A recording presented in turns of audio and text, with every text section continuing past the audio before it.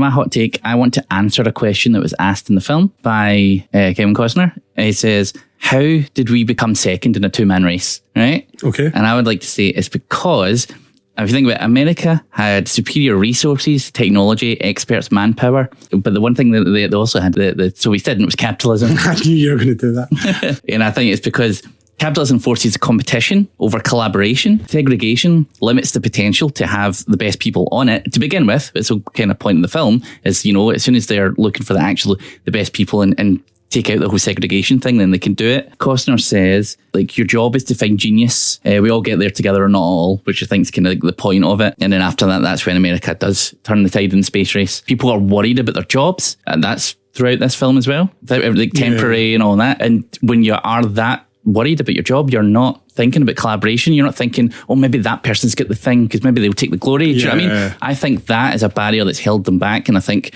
if they had more space to collaborate, they'd have got there sooner. That's an interesting point, actually. I quite like that. My hot take is very much jumping a wee bit to the end. I really wanted more of an acknowledgement from Jim Parsons and Kirsten Dunst when they realised how good the women have been and what the impact they've had.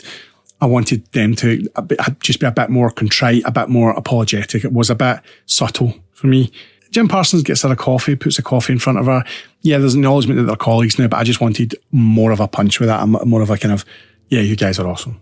I think my hot take just is more diverse to reality, that when you get the stats at the end, how we don't know about this until this film maybe, or we don't have widespread celebration about these women and their accomplishments, and the fact that they were still fighting for acknowledgement and all this kind of stuff. It's just shocking that it's a widespread, well-known story that this team is who helped us into space. And if it was more wide known, and you get why it isn't, but if it was more wide known, the effect that might have had on the civil rights movement, the effect that might have had on segregation and on Jim Crow era laws and all this kind of shit. To listen to us three FUDs discuss this film further, check out this week's episode, available on all good podcast platforms.